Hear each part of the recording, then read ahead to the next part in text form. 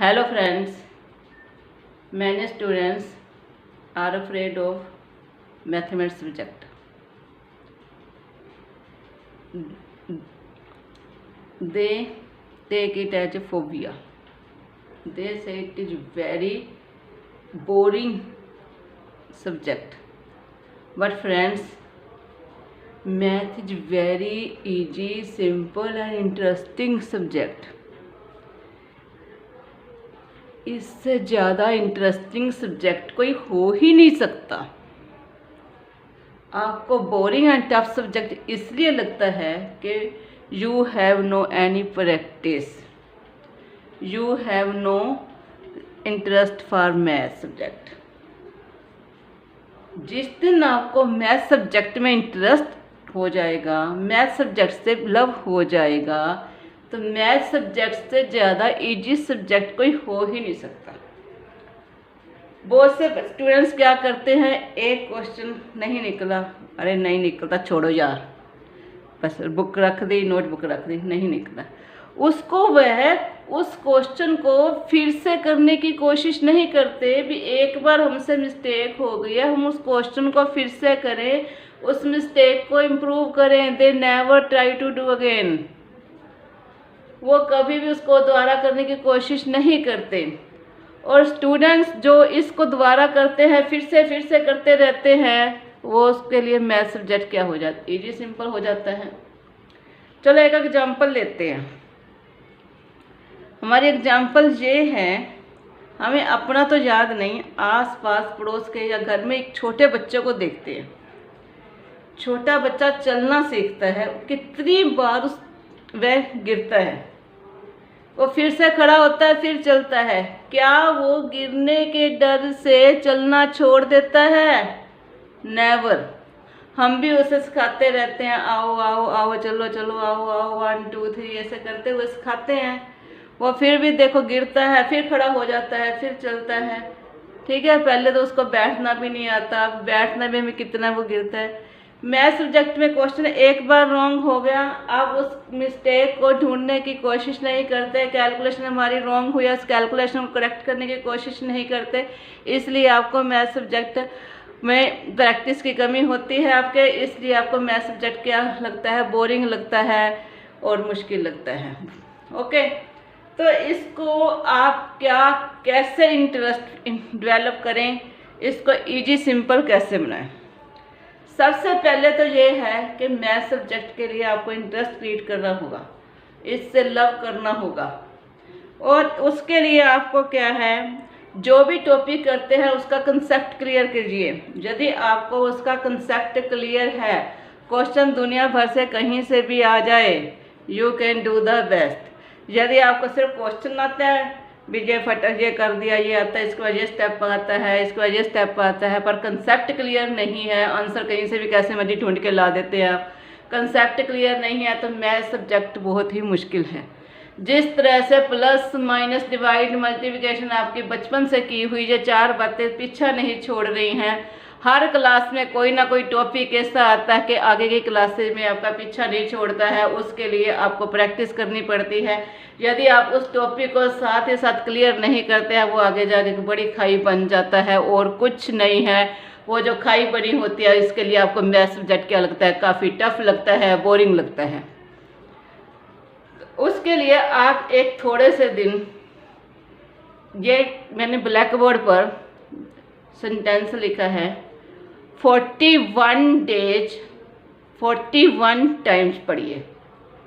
जिनको मैथ से डर लगता है, जिनके लिए मैथ सब्जेक्ट फोबिया है, जिनको मैथ सब्जेक्ट बोरिंग है, वो इस सेंटेंस को 41 डेज 41 टाइम्स पढ़िए। उसके बाद देखिए कि आपका मैथ को लेकर कितना मतलब आपके माइंड में डिफरेंस आता है, मैथ सब्जेक्ट की क्या सोच चेंज होती है। क्या बोलना है, 41 times 41 days, maths very easy simple and interesting subject. I love it, I can do it, I will do the best. कुछ नहीं करना आपने 41 डेज के लिए 41 टाइम जिसको पढ़ना है। और ये नहीं है कि इसको पढ़ के बुक्स बंद करके रख देनी है, आपने प्रैक्टिस भी करनी है। और कोई इंटेलिजेंट, कोई नालायक नहीं होता। भगवान जी ने हमें सबको एक जैसा बनाकर भेजा है। ये आगे हमने खुद के कर्म करके, खुद की मेहनत करके आगे बढ़ना होता है। गुरु द्रोणाचार्य हैं, द्रोणाचार्य जी थे, उनके 2 स्टूडेंट, 2 शिष्य हैं। क्या? दुर्योधन, कौरवों से दुर्योधन और पांडवों में से अर्जुन। गुरु द्रोणाचार्य जी ने, गुरु जी ने उन्हें दोनों बच्चों को, दोनों शिष्य को एक जैसी एजुकेशन दी, एक जैसी शिक्षा दी। आगे कौन निकला शिक्षा में? अर्जुन। क्यों? जो दुर्योधन था वो टीचर की पढ़ाई हुई बातों तक ही सेटिस्फाई होकर रहा, उसने एक्स्ट्रा प्रैक्टिस नहीं की। जो अर्जुन था उसने रात भर बैठकर, देखो रात भर अपना जैसे भी टाइम मिलता वो एक्स्ट्रा प्रैक्टिस करता। आप देखते हैं, आपने कहानी भी सुनी होगी, वो तीर कमान के तीरों से चलाता था, पेड़ में बैठे हुए पक्षियों के आंख को अपना लक्ष्य बनाता था, अपना एम बनाता था, टारगेट बनाता था। वो अकेला बैठा एक्स्ट्रा प्रैक्टिस करता था। वो गुरु की दी हुई शिक्षा तक सीमित नहीं रहा। तो गुरु जी ने तो उन दोनों को एक जैसी शिक्षा दी थी, पर आगे कौन बढ़ा? जिसने एक्स्ट्रा प्रैक्टिस की। यही बात आप लोगों पर भी लागू होता है। भगवान जी ने सभी बच्चों को एक जैसा बनाकर भेजा है। हम पर डिपेंड है कि हम खुद को आगे किस वे से अपने आप को लेकर जाते हैं। आपके कुछ बच्चे जो आगे निकल जाते हैं वो एक्स्ट्रा प्रैक्टिस करते हैं, वो मैथ्स की प्रैक्टिस करते हैं, NCERT बुक से प्रैक्टिस की, तो एक्स्ट्रा बुक RS अग्रवाल ले ली, RD शर्मा ले ली। वो सिर्फ टीचर के पढ़ाए हुए वर्क तक, काम तक सीमित नहीं रह के टीचर ने इतना होमवर्क दिया हमने इतना ही करना है ना, वो उस जैसे रिलेटेड उसके एक्स्ट्रा क्वेश्चन करते रहे, तभी वो आगे बढ़े, तभी 100% मार्क्स लेते हैं वो बच्चे। आप भी एक्स्ट्रा प्रैक्टिस कीजिए, एक्स्ट्रा प्रैक्टिस कीजिए, जितनी कर सकते उतनी एक्स्ट्रा प्रैक्टिस कीजिए।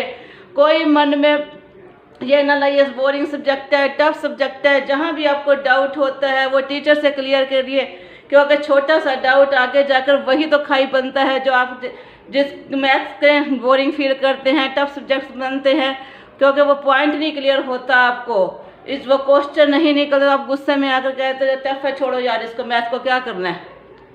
इसलिए हर पॉइंट को क्लियर करिए, हर कंसेप्ट को क्लियर करिए। अब MCQ क्वेश्चन आने हैं, उसको डीपली समझिए, डीपली स्टेटमेंट समझिए, उसके हर एक कंसेप्ट का मीनिंग क्लियर कीजिए। आपको MCQ क्वेश्चन कहीं से भी घुमा फिरा कर आ जाए, आप कर सकते हो, कोई मुश्किल काम नहीं होगा। सब आपने जो फोर्स करना है अपने आप को कंसेप्ट पर जोर देना है कि इस टॉपिक का कंसेप्ट क्या है। और MCQ में बहुत सी ट्रिक्स भी काम करती हैं, उन ट्रिक्स को भी सीखना है, उनको कोशिश करनी है हम ट्रिक्स के भी थ्रू काम कर सके, क्योंकि यहाँ सोल्यूशन नहीं करना है, सिर्फ अपने ऑब्जेक्टिव टाइप में MCQ है। और इसके लिए ट्रिक्स के भी काम चलाइए, कंसेप्ट भी क्लियर कीजिए, अपनी स्पीड भी बढ़ाइए, प्रैक्टिस कीजिए कि इतने मिनट में हमारा ये क्वेश्चन है, इतने मिनट में ये क्वेश्चन है। टाइम टेबल बना लीजिए, उस टाइम टेबल के अनुसार क्वेश्चन कंप्लीट करने की कोशिश कीजिए। Math a very interesting simple subject है। मैथ से सिंपल सब्जेक्ट दूसरा कोई सब्जेक्ट नहीं है सोचा जाए तो। ये हमारे माइंड का वहम है कि मैथ क्या है, सोच है अलग सी बनी हुई कि मैथ टफ सब्जेक्ट है, बोरिंग सब्जेक्ट है।